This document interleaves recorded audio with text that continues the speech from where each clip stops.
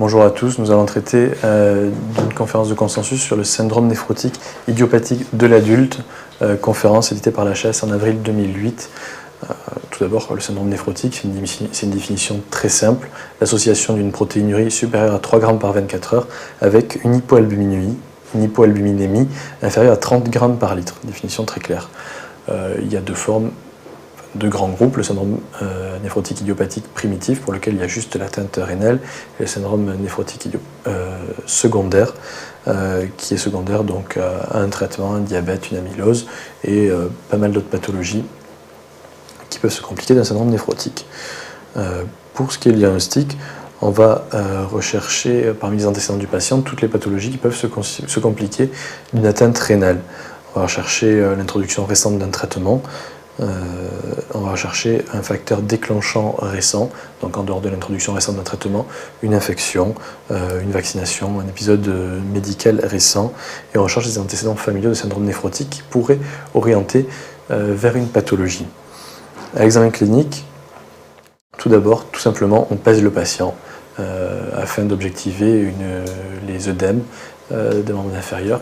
Une fois qu'on les a vus à l'examen clinique, en tout cas de les quantifier en demandant au patient son poids habituel et en comparant la prise de poids. On recherche une hypertension artérielle qui peut être un signe de complication néphrologique. À l'examen clinique, on retrouve donc les œdèmes des membres inférieurs et, geste tout simple mais très important, devant les œdèmes des membres inférieurs, on fait pratiquer une bandelette urinaire au patient qui, dans le cas d'un syndrome néphrotique, retrouve une protéinurie à 3 croix, donc supérieure à 3 grammes par 24 heures. Pour l'orientation étiologique, on va rechercher ensuite les signes d'atteinte extra-rénale, donc atteinte articulaire, atteinte cutanée, des adénopathies, et on recherche ensuite des complications, complications thrombotiques, complications infectieuses, et on va venir plus tard. Pour ce qui est du bilan biologique, au moment du diagnostic, un bilan biologique standard, l'ANFS, bilan hépatique, le bilan rénal, la créatinine, l'albuminémie qui permet de poser le diagnostic si elle est inférieure à 30 grammes par litre, et ensuite on effectue le bilan immunologique, donc électrophorèse des protéines sériques, facteurs antinucléaires, anti-ENA, cryoglobulinémie, dosage du complément.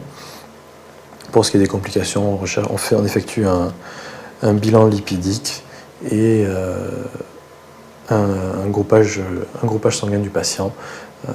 Au niveau urinaire, on n'oublie pas de faire la protéinurie des 24 heures puisque la bandelette urinaire permet le dépistage, mais qu'il faut ensuite objectiver une protéinurie supérieure à 3 grammes par 24 heures. Au niveau du bilan d'imagerie, on effectue en cas d'atteinte rénale une échographie rénale pour vérifier l'absence de cause obstructive, pour vérifier l'absence de thrombose, et on effectue, selon les cas et selon les indications, une ponction biopsie rénale avec analyse en microscopie optique et en immunofluorescence, plus ou moins en microscopie électronique pour les lésions glomérulaires minimes qui peuvent montrer certaines anomalies. En ce qui concerne les complications qu'il faut rechercher, donc les complications thromboemboliques qui peuvent atteindre tout le territoire artériel ou veineux, de la phlébite simple jusqu'à des thromboses artérielles beaucoup plus graves, de formes particulières qu'on retrouve dans le syndrome néphrotique idiopathique, c'est la thrombose du sinus cérébral, donc thrombophlébite cérébrale, et la thrombose des veines rénales. Comment explique-t-on le surrisque de maladie thromboembolique ? C'est une très bonne question, puisqu'il y a effectivement un surrisque de maladie thromboembolique au cours du syndrome néphrotique, tout simplement parce qu'au niveau urinaire, les anomalies glomérulaires font qu'il n'y a pas que de l'albumine qui est évacuée dans les urines, mais également pas mal de protéines qui sont anticoagulantes, qui participent à l'état procoagulant du patient qui a un syndrome néphrotique. De même, comme il y a une fuite d'albumine, il y a une hyperactivation de synthèse d'albumine au niveau hépatique et une hyperactivation hépatique tout court qui synthétise beaucoup plus de facteurs procoagulants. Et cette altération de la balance entre anticoagulation et procoagulation est en faveur de la procoagulation et du coup en faveur du risque thrombotique chez les patients qui présentent un syndrome néphrotique. Et comment suspecte-t-on une thrombose des veines rénales ? Alors c'est une bonne question aussi, puisque la thrombose des veines rénales, peut-être un petit peu moins chez l'adulte, mais en tout cas chez l'enfant, il faut s'en méfier.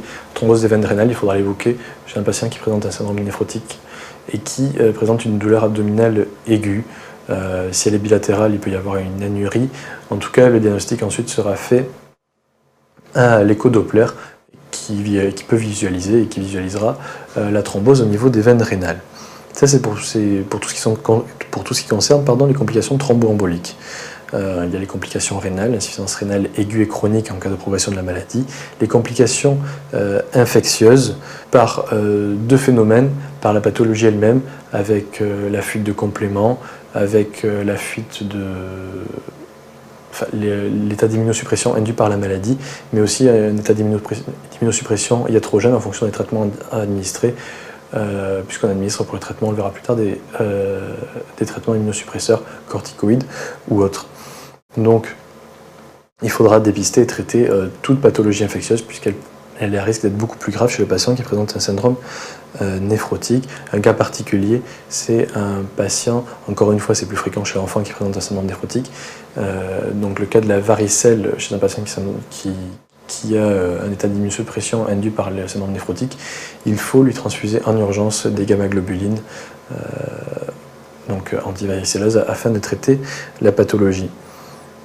Donc complications thromboemboliques, complications rénales, complications infectieuses, la dénutrition, due tout simplement à la perte d'albumine et à la perte de protéines, avec une fonte musculaire, une fonte protéique, et les complications, comme dans toute pathologie, les complications iatrogènes, dues aux corticoïdes ou aux immunosuppresseurs. La prise en charge, tout d'abord, passe par le traitement symptomatique du syndrome néphrotique, en prenant chaque symptôme à part. Donc pour les œdèmes, l'administration d'un traitement diurétique associé à un régime hyposodé, en sachant qu'il faudra être attentif à ne pas surdoser les patients diurétiques, puisque ça peut aggraver le risque de thrombose. Pour la protéinurie, tout simplement un traitement par IEC ou ARA2 à visée antiprotéinurique. Ensuite, pour le traitement antihypertenseur, pareil, les IEC ou les ARA2 en première intention, parce que ce sont des antihypertenseurs qui sont également antiprotéinuriques, avec une bithérapie. Ensuite, en cas de résistance, un objectif tensionnel strict inférieur à 130-80 mm de mercure. Pour ce qui est de la dyslipidémie, un traitement par statine adapté au LDL cholestérol. Toutes les mesures de néphroprotection, comme on en traite à chaque fois dans les questions sur l'insuffisance rénale chronique, et on n'oubliera pas, avant de traiter par corticoïdes, de prévenir l'angélulose maligne par l'administration d'ivermectine chez les patients qui ont un antécédent de séjour ou qui sont d'origine de pays qui sont endémiques pour l'angélulose. En ce qui concerne le traitement anticoagulant, il y a les mesures préventives simples qu'il faut recommander à tout le monde, c'est d'éviter trop le repos au lit, d'avoir une activité physique, d'éviter les ponctions profondes, de porter des bas de contention. Un traitement préventif par anticoagulation préventive sera indiqué en fonction du risque thromboembolique de chacun, qui peut être notamment estimé sur le taux de facteurs anticoagulants, procoagulants du patient, donc en fonction du taux d'albumine, du taux de dédimère, du taux d'antithrombine 3. Donc on utilisera les héparines en fonction de la fonction rénale, soit les héparines de bas poids moléculaire, soit les héparines non fractionnées. En ce qui concerne les mesures hygiéno-diététiques, comme tout le temps, arrêt du tabac, activité sportive, régime normocalorique, pauvre en sel, normoprotidique et enrichi en graisses saturées pour ce qui est pour le traitement de la dyslipidémie. Et on n'oubliera pas d'associer les mesures associées à la corticothérapie, supplémentation potassique, supplémentation calcique, en cas de traitement par corticoïdes. Pour ce qui est de l'éducation du patient, donc on explique comme toujours la maladie, les complications, les signes devant amener à consulter, et il faut éduquer le patient à l'automesure tensionnelle, qui est un signe d'atteinte rénale, et à la lecture et à la réalisation des bandelettes urinaires qui permettent une surveillance du patient à domicile. Ça, c'était pour le traitement symptomatique. En ce qui concerne le traitement spécifique du syndrome néphrotique idiopathique, je vous rappelle qu'on ne traite qu'après avoir éliminé une cause secondaire qu'il faudrait traiter d'abord.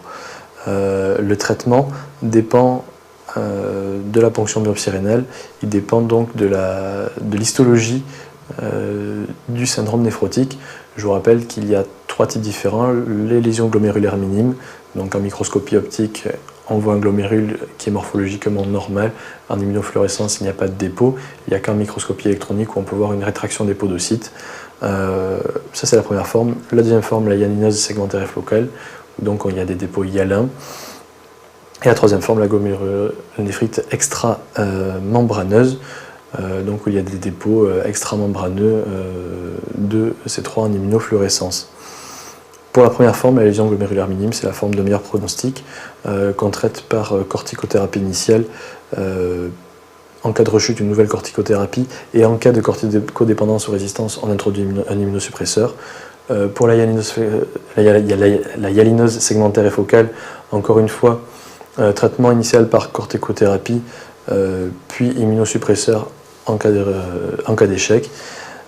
Pour les glomérulonéphrite extramembraneuses, il y a une rémission spontanée dans 30% des cas. Donc on traite initialement simplement par traitement symptomatique antiprotéinurique, les IEC, les ARA2. Et ensuite, après 6 mois de ce traitement, soit il y a une rémission, on poursuit le traitement, soit il n'y a pas de rémission. Et là, on peut discuter l'introduction d'un traitement immunosuppresseur. En ce qui concerne, et comme cette conférence de consensus ne parle que des syndromes néphrotiques idiopathiques, on ne parlera que de ça. En ce qui concerne l'évolution, on définit plusieurs stades: la rémission complète, donc avec l'albuminémie qui est supérieure à 30 g par litre et la protéinurie qui est inférieure à 0,3 g par 24 heures. La rémission partielle avec une albuminémie supérieure à 30 g par litre et une protéinurie supérieure à 0,3 g par 24 heures. La rechute avec la réapparition d'une protéinurie supérieure à 3 g par 24 heures chez un patient qui était en rémission complète ou partielle. La corticodépendance, c'est la survenue d'une rechute au cours de la décroissance de la corticothérapie ou dans les 2 semaines après l'arrêt de la corticothérapie. Et la corticorésistance, c'est donc la résistance à la phase initiale de la corticothérapie avant qu'il y ait eu décroissance et sans qu'il n'y ait aucune rémission qui ait été obtenue. Pour la surveillance, donc surveillance clinique comme à l'examen initial, recherche une atteinte rénale, bandelette urinaire, HTA, les complications, les œdèmes, les infections, les complications thromboemboliques et les infections. Et pour ce qui est du bilan paraclinique, bilan de la fonction rénale, protéinurie des 24 heures, bilan lipidique. Comment évolue-t-on l'observance du régime DSOD ? C'est une bonne question, puisque l'observance du régime DSOD, c'est ce qu'on conseille aux patients, mais à part se fier à ce qu'il nous dit, on ne peut pas vérifier précisément l'observance du régime DSOD. Il y a une petite astuce, c'est de mesurer sur le ionogramme urinaire la natriurèse des 24 heures en divisant ce chiffre de natriurèse des 24 heures par 17, qui est la masse molaire du sodium. On arrive à savoir quelle dose de sodium le patient a ingéré au cours des 24 récentes heures.